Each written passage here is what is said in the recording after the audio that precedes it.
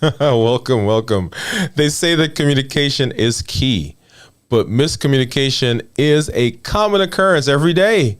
In this video, I'm going to talk about how to avoid miscommunication. If you are new to the channel, if you're new to me, I'm Dr. Dwayne Wood. That's Wood with an E. The E stands for endocrinology. And here on the channel, we help to educate, we help to empower, and we help to encourage you to take charge of your health and your life. Avoid complications and live the life you've always wanted, going to the next level. You've caught us day number 21 in our live every day in August. Designing a new me is what we've been talking about, and we are excited because we are on our way. If you're new, go ahead and put new in the comment. We would love to give you a hand clap and welcome you with some music.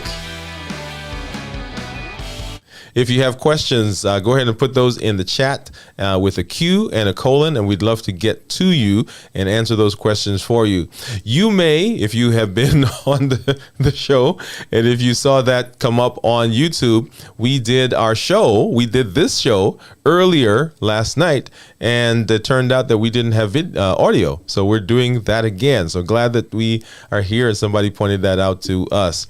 If you've ever played the game Gossip, you know how challenging communication can be. The game is simple. One person whispers a message to another, who then whispers it to someone else, and so on until the message has made its way around the entire circle. But a lot of times by the end of that game, by the time we get to the end, the message is often completely different from the original. This just goes to show how easy it is for miscommunication to happen, even people, when we are trying to be careful. In our day-to-day lives, we rely on communication in order to interact with others and get things done. Whether we're talking to friends or family or coworkers, or we're communicating about a project that we're working on, effective communication is so crucial. And miscommunication can lead to misunderstandings and conflict and so many other things, right, as we go into our life. Remember, we're talking about designing a new us. We're talking about designing a new me. We're talking about building a new person, a better version of ourselves. And so we're going to talk tonight about miscommunication. And the very first thing that we want to do is talk about communication in general, right? So what is communication? Communication is simply exchanging data, right? So data from one place to the other. That's all it is. Data, thoughts. So when we talk about communication in terms of our personhood and in terms of what we want to do, what we need to talk about is effective communication. And effective communication is a process that allows the exchange of ideas, thoughts, and data so that what is sent and what is received is understood. Right? So I'm talking to someone and I say something, they hear it, they understand it, and we are on the same page. That's the idea of effective communication. Now, there are lots of ways to communicate. We can communicate by email, we can communicate by letter, we can communicate digitally, by song, all of those things, but we're going to spend our time talking about verbal communication. That is two people sitting together, could be on the phone, right? But two people that are interacting with each other. And our goal in that interaction is to make sure that those people are understanding each other. So how does communication work? How does communication work? Now, I wish I could tell you that communication worked like we used to think, right? So we got these two cans that we connect to each other with a string, and one person says something on one side and the other person gets it, and everything is perfect. But that's not how communication is. A little bit more to it than that. And what we think about when we think about communication, and I want you to follow me here. So let's assume it's me and I'm talking to you. I have an idea in my head, or I have a thought in my head. That thought has a representation. And I've got to convert that representation to words that I then speak to you. On the other hand, you are listening to me, so you've got to hear those words. You've got to decode the words. You have to put it into a idea or representation, that is, and then you've got to get it into a thought. Now, notice what happens, right? So it's got to go through this process to get out of my mouth, and then it's got to go through this process to come into your ear and into your understanding. And there are so many different things that can cause a disruption, right? And these are we're going to call them filters for now. Call them filters. And there are several filters, but some of the important ones that we're going to talk about now: language, preferences, what we call preferences, beliefs and values, and then history. So language, preferences, beliefs and values, and then history. So language. You can imagine that if there's a word that I use that you're unfamiliar with, and this is a very basic, simple instance. If I'm using a word that you're not familiar with, then we automatically have miscommunication. In fact, if I use a word that you may be familiar with, but you use it in a different way. For example, the word outstanding. Outstanding. So for one person, outstanding could mean good. For someone else, it could mean excellent. For someone else, it could mean, wow, over the top. You know, on your evaluation at work, right? They said that she's does what is required. And then there's good. And there's excellent. And then there's goes above, right? It goes above what is asked. So you can see in that instance, if I'm using the word outstanding and we have a different measure of what outstanding means, we can have miscommunication. Now, in a lot of cases, the words and the meanings that we have are similar, or even if they're dissimilar, we are quickly able to adjust our thought process, and with the context, we can be able to get it. If you ask 100 people in a room what outstanding means, you may get different answers.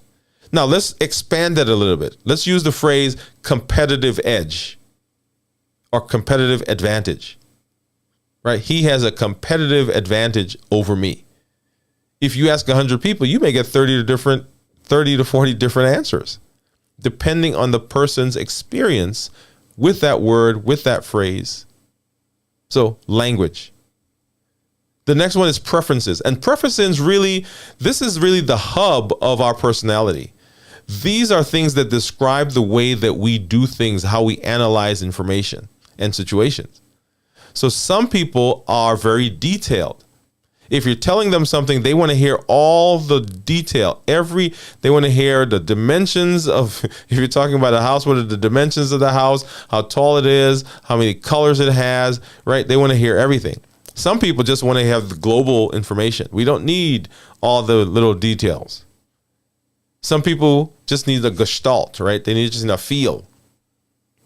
So you can imagine if you are a person, I'm going to go back to me and you, if I am a person that likes data, likes the minutia, and I am talking to you, and you are a person who just needs the gist, you need the summary, and we're talking, oh yeah, there's some miscommunication going on there, right?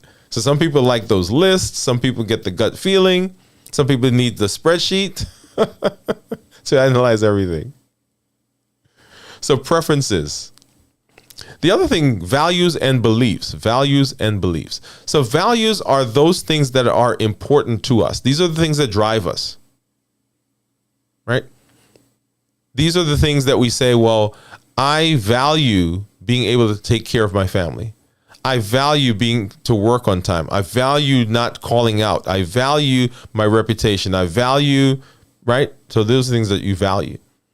And then beliefs are just not just, but they are the way you see the world, how the world out there is.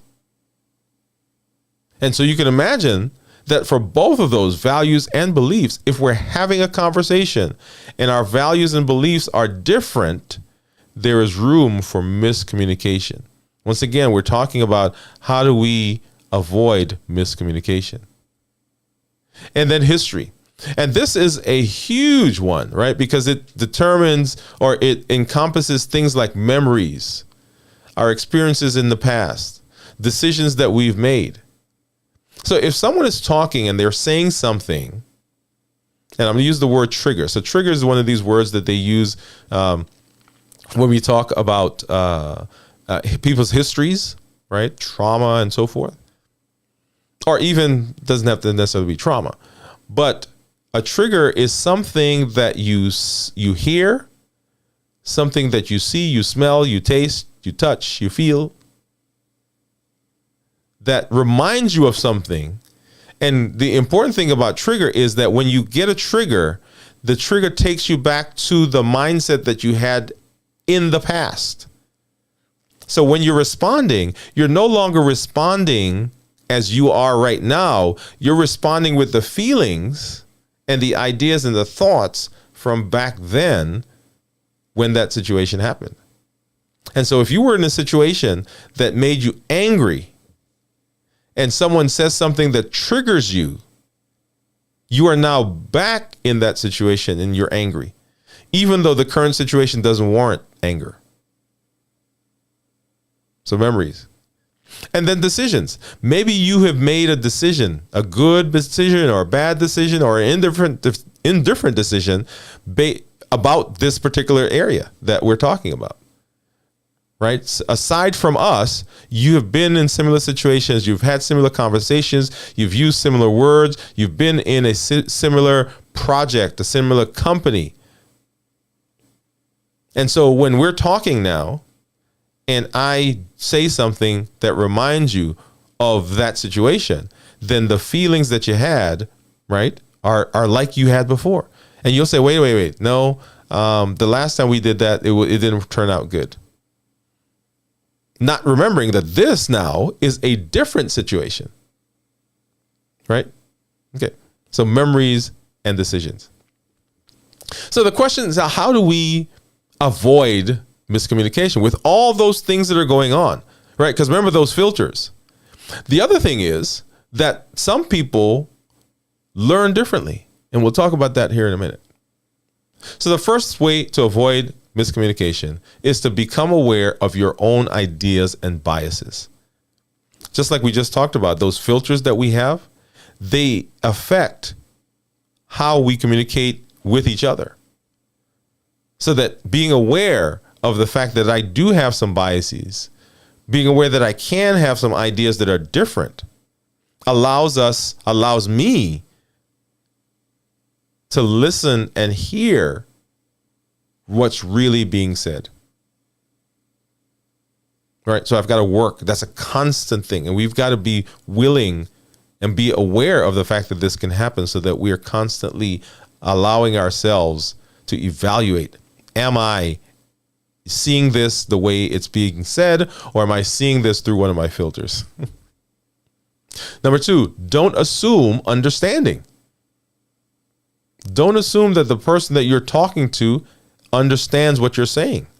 Now, adding on top of this, I mentioned that people learn in different ways. So we've got these filters that are going, right? And then some people learn by hearing. Some people learn visually. Some people learn by tactile. And so if you are talking to someone, you're giving words to someone who needs visual, there's automatically a built-in place where you can have misunderstanding.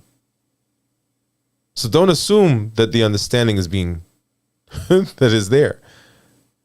3, you got to check in with the other person to make sure that the ideas are clear.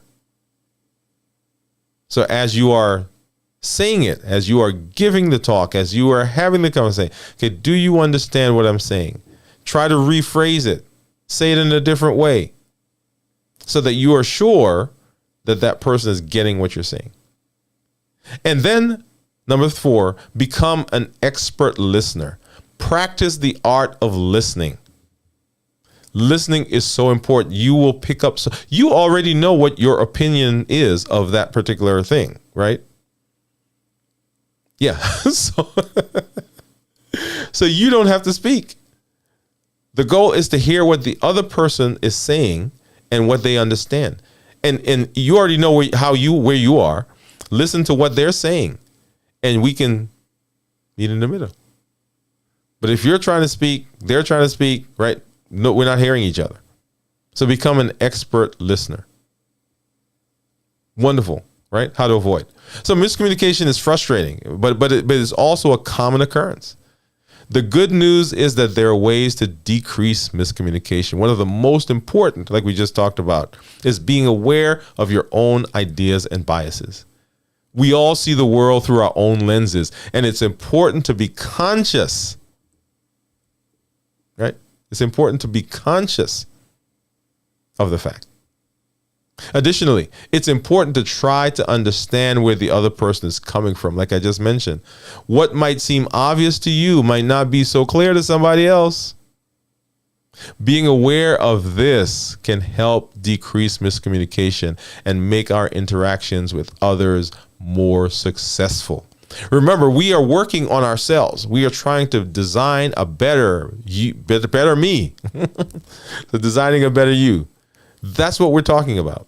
And communication is one of those places, because we are now going to be spending time with family. We are going to be connecting with other people. We are going to have more time to learn. We're going to have more time to grow and expand. And as we share those ideas, we want to make sure that what we're saying is clear. So my challenge to you is begin working. So sit down with your journal and begin thinking about places where you may have some biases, right? Some biases, so that you can begin working on decreasing your miscommunication. And then come on back for our next video. We are on day 21, working on day 22 tomorrow. We are getting through the month, guys. We've got 10 more to go. If you're getting benefit from these videos, go ahead and like this video, share it with your family and friends, let them know that we're here. Also, if you've not already done so, go ahead and subscribe to our channel. Hit the bell so that you'll be alerted when we put new content up, new and exciting content for you. This is Dr. Dwayne Wood. That's Wood with an E. The E stands for endocrinology. And here on our channel, we help to educate, we help to empower, we help to encourage you to take charge of your health and your life. Avoid complications, go to the next level, and live the life you've always wanted. Thanks for being here. Good night. And we will see you tomorrow. Let's get some music and get on out of here.